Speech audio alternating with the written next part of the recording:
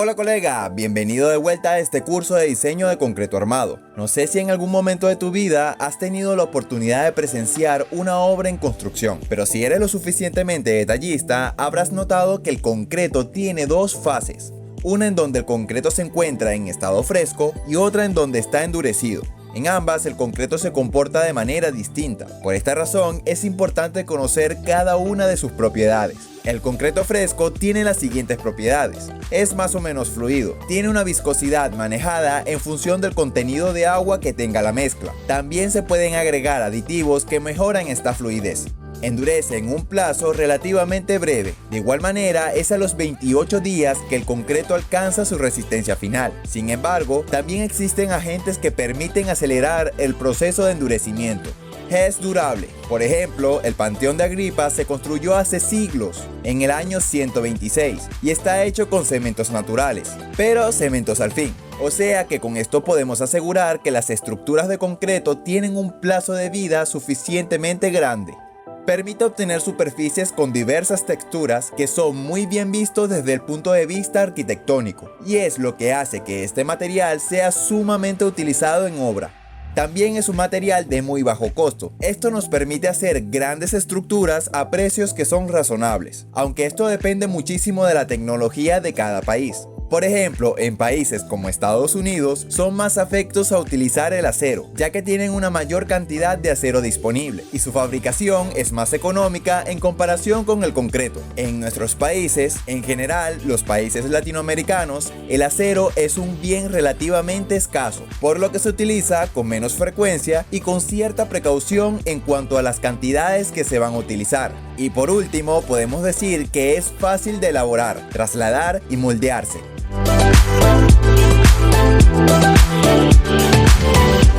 En la lección anterior hablamos en forma generalizada acerca de los componentes del concreto. Tocamos puntos que son clave para entender el comportamiento de este a nivel estructural. Para asegurarme de que no te perdiste la clase anterior, responde a esta pregunta. Para una estructura de concreto de 10 centímetros de espesor con presencia de armadura y un tamaño máximo de agregado muy grande, ¿qué se debe hacer? De estas tres opciones, elige la correcta. Estaré leyendo tu respuesta en los comentarios.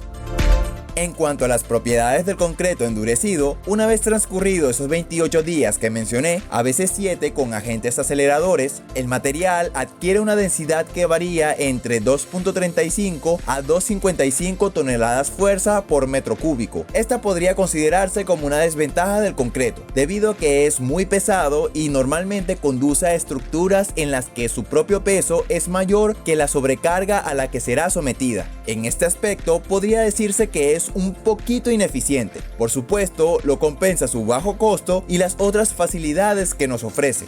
Las resistencias que alcanza este material varían entre los 20 y los 50 megapascales. Hay concretos que alcanzan resistencias que son realmente increíbles. Se les conoce como superconcretos o concretos de alta resistencia y están en el orden de los 1200 kilogramos por centímetro cuadrado. Esta es comparable con la resistencia del acero. Son sumamente fluidos, más costosos y de uso muy especializado. Además, tienen algunos problemas de aplicación, sobre todo a niveles de adherencia y resistencia, en el sentido de que son tan comparables con el acero que hace que sea complicado encontrar varillas de refuerzo que cumplan con las condiciones para trabajar en conjunto con el concreto. En definitiva, sin ellos sería imposible y absolutamente inviable hacer rascacielos de concreto armado de 50 o 70 pisos. Tiene propiedades elásticas. Se lo considera un material en principio elástico dentro de las teorías iniciales de diseño de concreto armado, es decir, como un resorte. No es tan elástico como este, pero sí hasta cierto rango aceptable. Tiene propiedades plásticas. Posee características plásticas bajo cargas o desplazamientos sostenidos en el tiempo.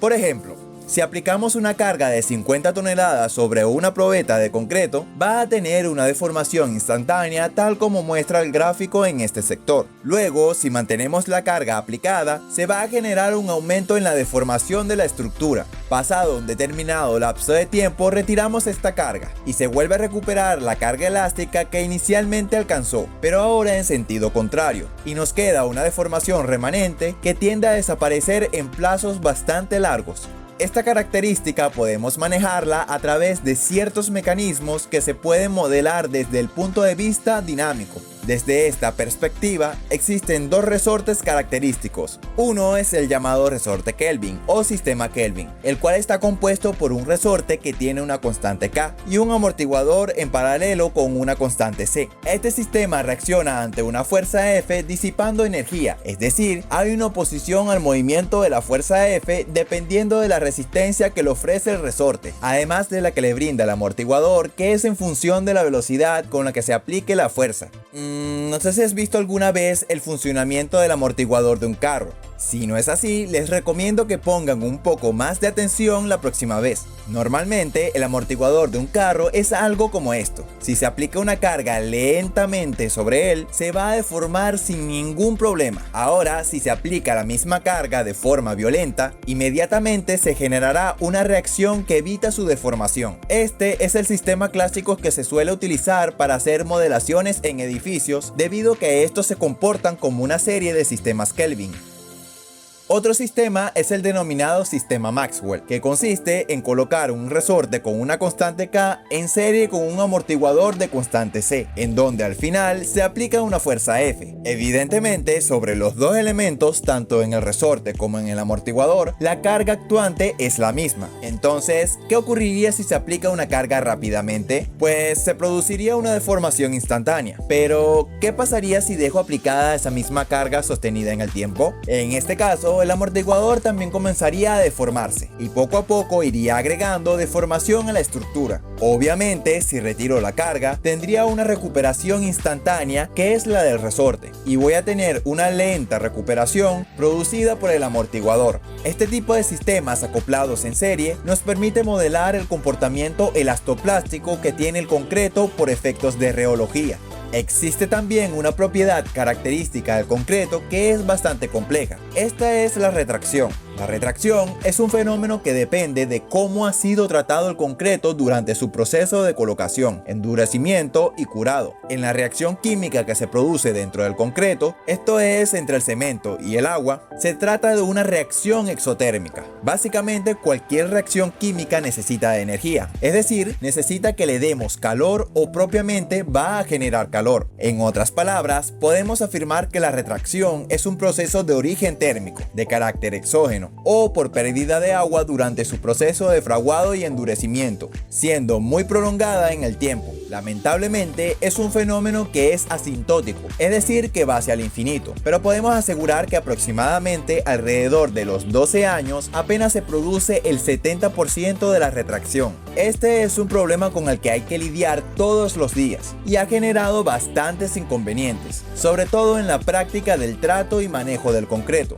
ya que ocasiona muchísimas confusiones. Incluso con frecuencia es ignorado por el calculista o el diseñador que en sus especificaciones técnicas no toman las precauciones de hacer la advertencia de cómo tratar el material para minimizar estos efectos, que son inevitables. Lo que podemos hacer es reducirlos a través del proceso de curado del concreto, que es fundamental para tratar el fenómeno de retracción. Hasta aquí el video de hoy. Para la próxima lección hablaremos sobre el curado del concreto y la manera correcta de hacerlo. Nos vemos en la obra.